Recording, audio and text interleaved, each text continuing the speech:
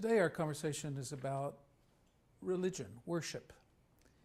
If you read the Old Testament and the Pentateuch in particular, you see lots and lots of discussions about worship. The famous story of church gone wrong between Cain and Abel, which churches have been imitating ever since, I'm afraid. That was a joke, by the way. And the story of Enosh as the first person to offer sacrifices to the Lord, or the story of the patriarchs who build altars everywhere they go to sanctify the whole land of Canaan. And especially in the books of Exodus, Leviticus, and Deuteronomy, discussions about worship in the temple, worship centered around sacrifice. It's interesting to me that you have words about actions, and actions that when carried out also get associated with words because it's not pantomime, right? People are doing things as they do it. That reminds me of a quote from William Faulkner from his novel, The Mosquitoes, his early novel. It's the word that overturns thrones and political parties and instigates vice crusades, not things. The thing is merely the symbol for the word. And more than that, think what a devil of a fix you and I'd be in were it not for words. Were we to lose our faith in words, unquote. Now the quote's interesting because actually we tend to think of words as empty or not very important, we think that things matter, but the relationship is more complicated than that and more interesting than that. And so what does it mean that in the Pentateuch you have all these words about actions? Well, first of all, let's just think about what words we actually have.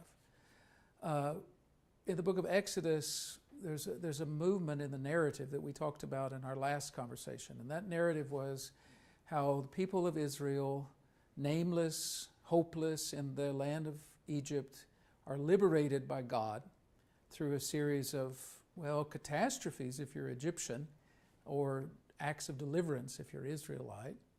And how they move from a place in which nobody knows even the name of the liberator God to a place where they have such immediate contact that they have to set up barriers so nobody dies of fright. That's a big movement. And part of that movement comes in this long discussion in Exodus 25 to 31 and then 35 to 40 about the tabernacle, this three-roomed building in which sacrifice is supposed to take place. Now, if you're like me, I don't usually read those texts just for fun. I did when I was in about the 5th grade because, like many 5th grade boys, I really like trying to figure out how things work and how you could put things together. Unfortunately, my carpentry skills haven't really improved since the 5th grade.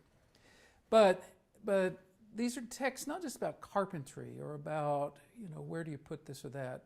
These are texts that lovingly describe a space in which it becomes possible for the people who didn't know the name of God suddenly to learn the name of God, to have contact, to have forgiveness and reconciliation and healing. So that's the space in Exodus. And then the question comes up, what do you do in this space? And that's Leviticus 1 through 9 especially, which describe the sacrifices that take place.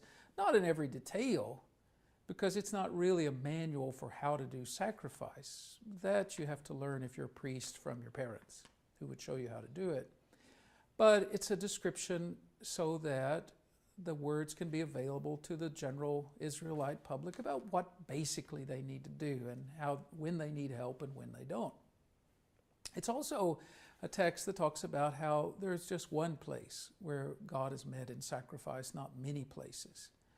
So this text assumes what came to be worked out later in the book of Deuteronomy, the idea that there is simply one central sanctuary, not many sanctuaries. In that sense, Leviticus, like Deuteronomy, is different from Genesis, which assumes that there are a number of them that are possible. So worship is one of the conversations in all these texts. Now, just a final note, Israelites didn't invent sacrifice. They didn't invent prayer.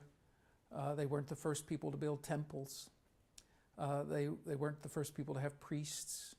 These kinds of institutions have been around already for thousands of years. The oldest temples we know about come from about the 9th millennium BC, from near the Dead Sea.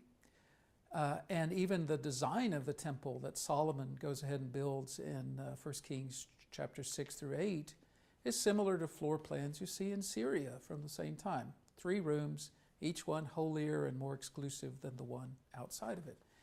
So Israel doesn't invent these things, but they use these things as a way of access not to many gods, but to one God. The innovation is not so much the outward actions, but the inner meaning and the purposes to which they're put.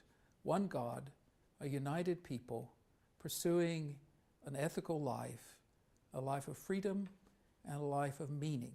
That's what the cult, that's what religion in these texts is about. Thank you.